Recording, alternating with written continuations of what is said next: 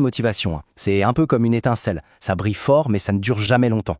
La question c'est, et si on arrêtait de courir après les étincelles pour plutôt construire un vrai feu de camp, un truc durable? C'est exactement de ça qu'on va parler. On va décortiquer un système de 90 jours pour se forger une discipline qui, elle, change vraiment la donne au quotidien. Franchement, qui n'a jamais vécu ça? On tombe sur une vidéo super motivante et là, on se sent pousser des ailes, prêt à soulever des montagnes. Et puis, le lendemain matin, c'est le retour à la case départ. Rien n'a changé. Mais alors pourquoi? Pourquoi est-ce que cette inspiration s'évapore aussi vite? En fait, il y a une distinction super importante à faire. D'un côté, on a cette fameuse motivation à court terme. C'est l'étincelle, quoi. Ça arrive d'un coup, ça fait du bien sur le moment, mais hop, ça disparaît aussi vite. Et de l'autre côté, il y a les systèmes à long terme. Ça, c'est plutôt le feu de camp. Ça demande un peu plus d'efforts à mettre en place, c'est sûr, mais une fois que ça a pris, eh bien, ça continue de chauffer de manière constante. C'est là, vraiment là, que se cache le vrai changement. Ok, mais avant même de penser à construire quoi que ce soit, il faut d'abord comprendre ce qui fait tout capoter à chaque fois. On pourrait appeler ça le piège de la discipline. Et souvent on pense que c'est la flemme, la paresse, mais en réalité, le vrai coupable est beaucoup plus sournois. C'est notre environnement. C'est tout ce qui nous entoure qui, sans qu'on s'en rende compte, nous guide petit à petit dans la mauvaise direction.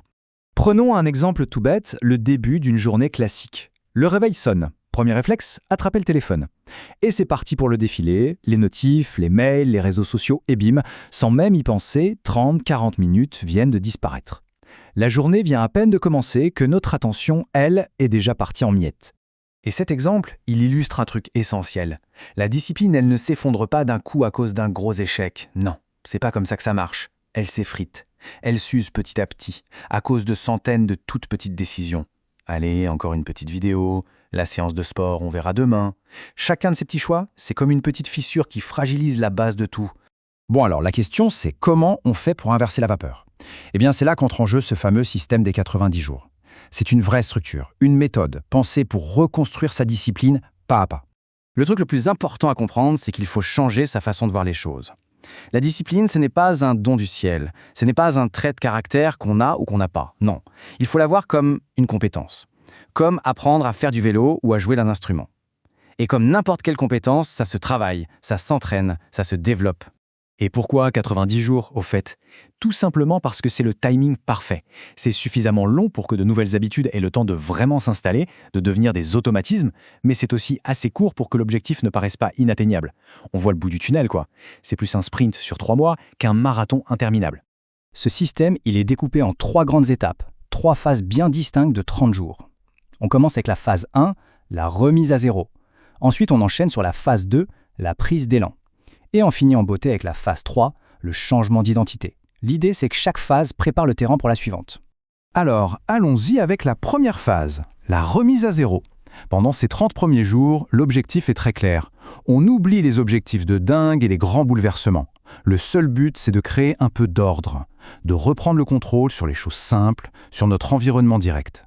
Et pour ça, il y a 3 actions de base, mais qui sont absolument fondamentales. Premièrement, ranger son espace de vie et de travail. Parce qu'un environnement en ordre, ça aide à avoir les idées claires. Deuxièmement, remettre de l'ordre dans son sommeil. Avoir un rythme régulier, c'est la base pour que le corps et l'esprit fonctionnent bien. Et troisièmement, réduire drastiquement le temps passé sur son téléphone, surtout le matin.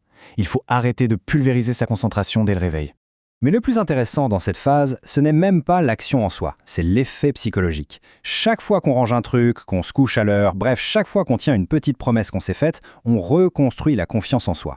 On se prouve qu'on peut compter sur soi-même. Et cette confiance, c'est le ciment de la discipline.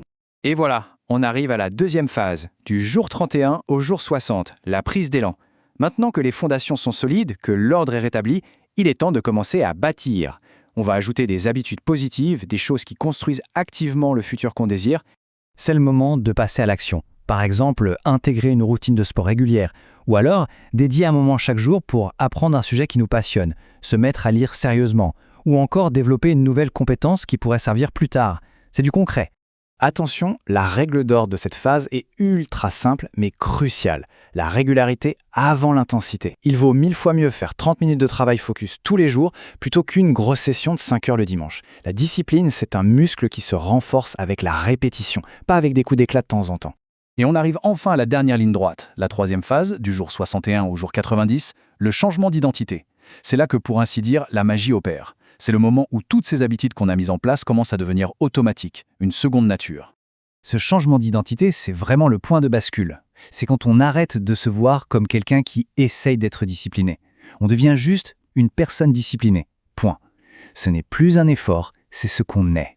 Et ce changement de perception, il est absolument fondamental.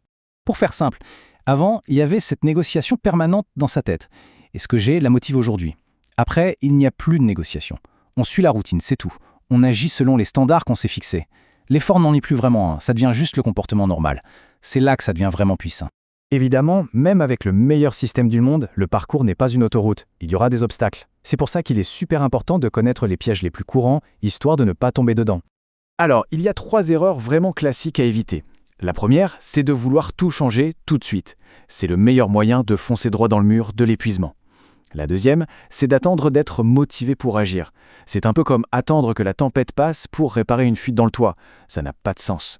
Et enfin, la troisième erreur, tout plaquer à la première difficulté, au premier jour sans. Donc, s'il y a une chose à retenir, c'est vraiment ça. La discipline, ça n'a rien à voir avec la perfection. Personne n'est parfait et ce n'est pas le but. La vraie discipline, la vraie force, c'est la capacité à se remettre sur les rails après avoir dérapé. C'est de retourner à sa routine même quand on a fait un écart. C'est la résilience qui fait toute la différence. Au final, le but de tout ce système, il est assez simple, mais en même temps très profond. Il s'agit juste d'aligner ce qu'on fait chaque jour avec la personne qu'on veut devenir, avec le futur qu'on veut vraiment se construire. Chaque petite action, chaque jour, c'est une brique de plus qu'on pose pour bâtir cet avenir. Et le point de départ de ces 90 jours, il peut être maintenant, aujourd'hui. La vraie question, ce n'est pas de se demander si c'est possible, la vraie question, c'est qu'est-ce qu'on a envie de construire ?